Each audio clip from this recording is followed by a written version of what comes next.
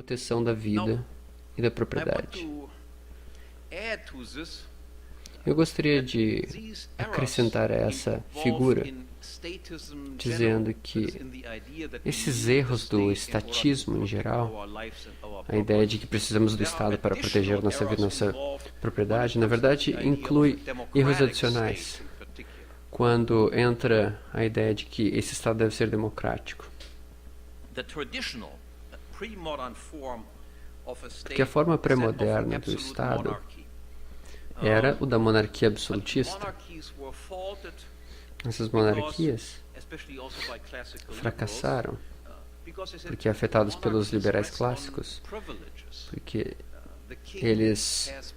os reis, eles tinham privilégios em comparação aos seus súditos comuns. Eles eram incompatíveis com as ideias da igualdade perante a lei que tocava a todos. Então, os opositores democráticos propuseram que tínhamos que fazer uma abertura ao Estado a todas as pessoas e assim, presumivelmente, tornando todos iguais perante a lei. Todos poderiam ser o rei, digamos assim, com essa mudança histórica. Entretanto, essa igualdade democrática,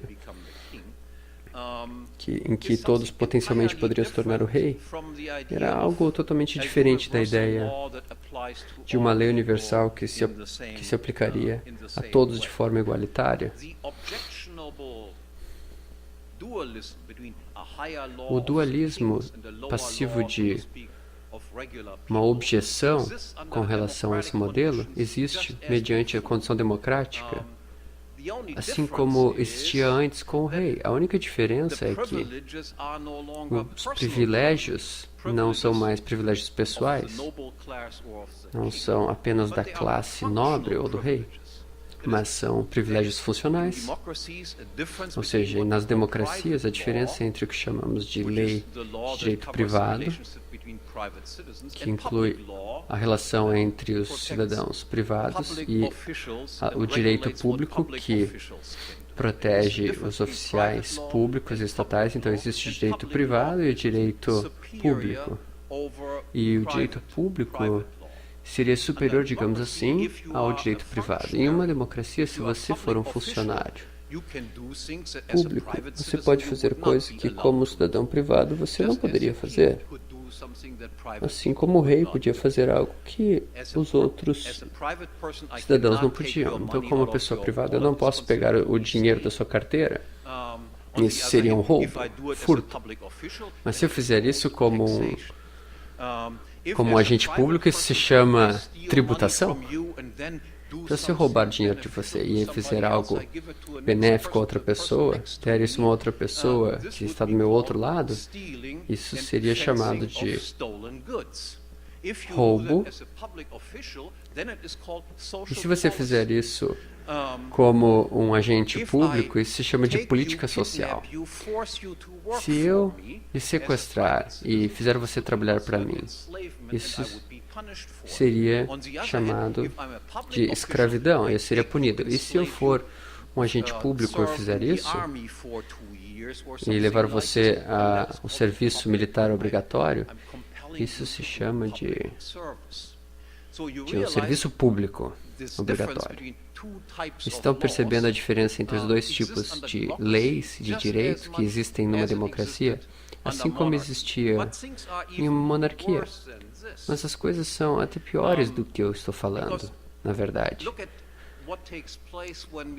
Analisem o que está acontecendo, o que acontece quando substituímos os reis pelos governantes democráticos. Os reis consideravam o país como sua propriedade privada. Eles podiam vender o país, podiam fazer uma cessão para sua própria geração e assim por diante. Em uma democracia, você substitui alguém que considera o país como sua propriedade privada. Você substitui isso por uma pessoa que é um tomador de cuidados, que toma cuidados temporários. Não pode vender o país e transformar em dinheiro para si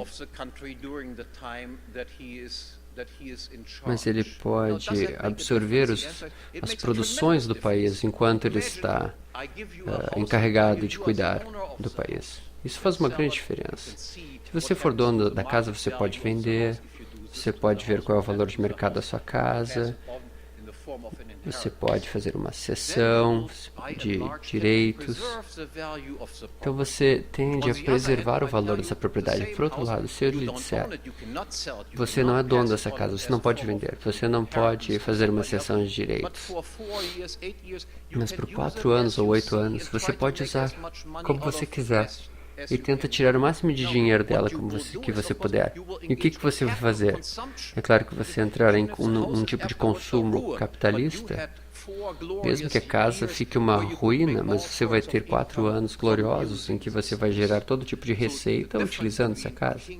A diferença entre os reis e as pessoas que tomam cuidado democrático é que os reis tendem a preservar o valor da sua propriedade, porque consideram ela como sua propriedade de fato, e os democratas tentam explorar o máximo, porque depois de 4 anos talvez eles não possam ter mais a chance de fazê-lo. Então agora eu chego à questão de qual seria a solução para a ordem social e para a aplicação da ordem social. Os estados são desastrosos pelos motivos que eu expliquei. A solução é o que eu chamo de uma sociedade de direito privado. O que é uma sociedade de direito privado? Uma sociedade de direito privado é uma sociedade em que todos os indivíduos e suas instituições estão sujeitos às mesmas leis que eu expliquei no início da palestra.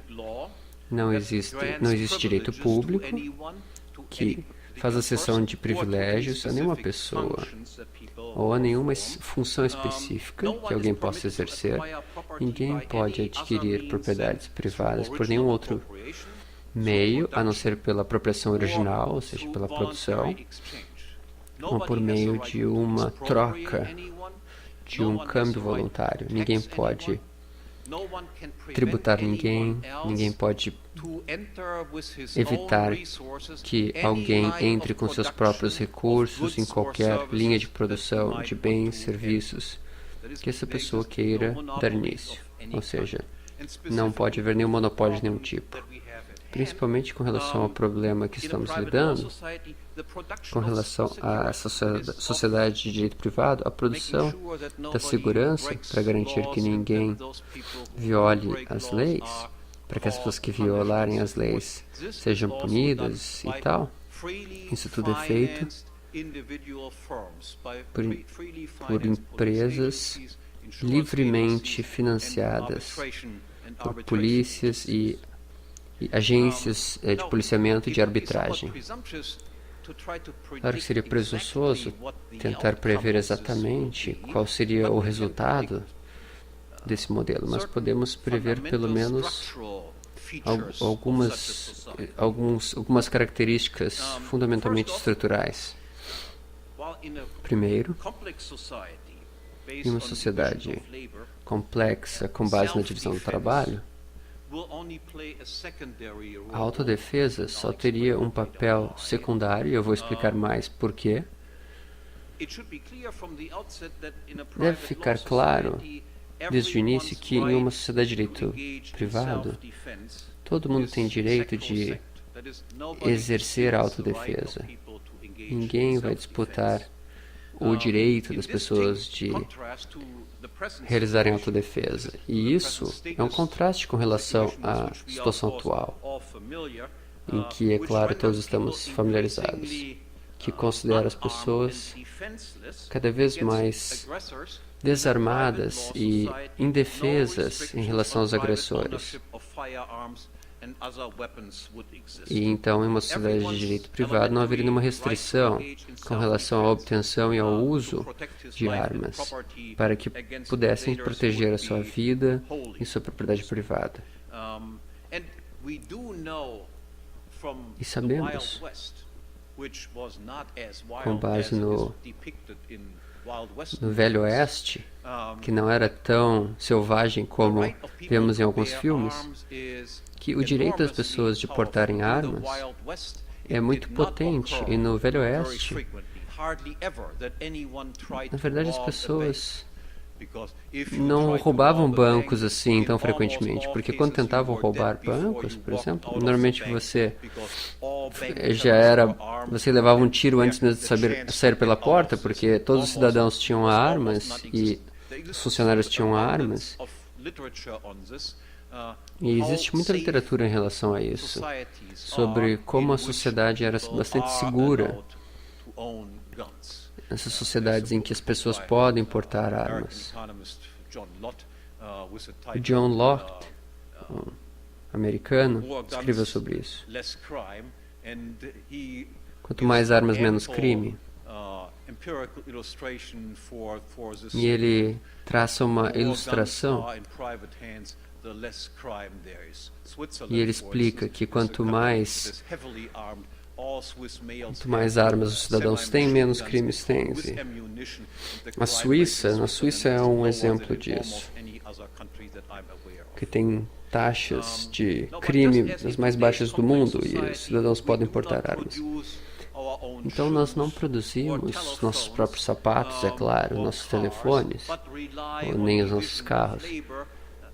E sim dependemos da divisão do trabalho. Então, em uma sociedade de direito privado, em relação à produção da segurança, nós também dependeríamos de produtores especializados e não exclusivamente na autodefesa, claro.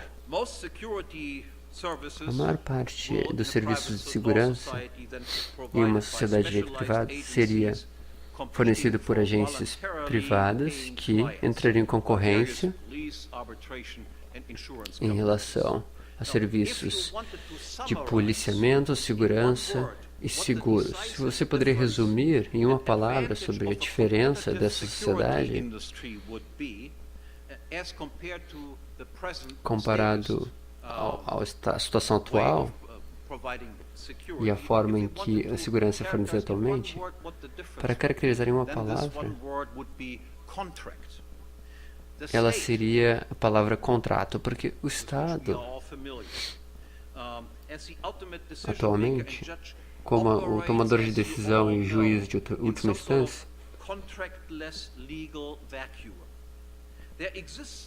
ele opera de acordo com o contrato.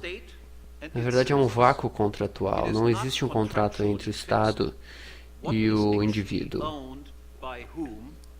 Não está bem claro qual é a propriedade de quem.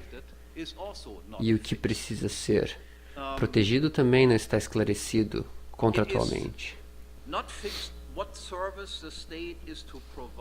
Os serviços que o Estado deve fornecer e prestar não estão definidos. E se nós estivermos pouco satisfeitos com o serviço do Estado, não está fixo contratualmente o preço que devemos pagar também por esses serviços que o Estado presta para proteger nossas vidas e a nossa propriedade. E nem está fixado o que acontece se nós chegarmos à conclusão de que, bom, Estado, você não fez o que deveria fazer, o que disse que ia fazer, e agora? Qual é a multa? Imagine algo assim.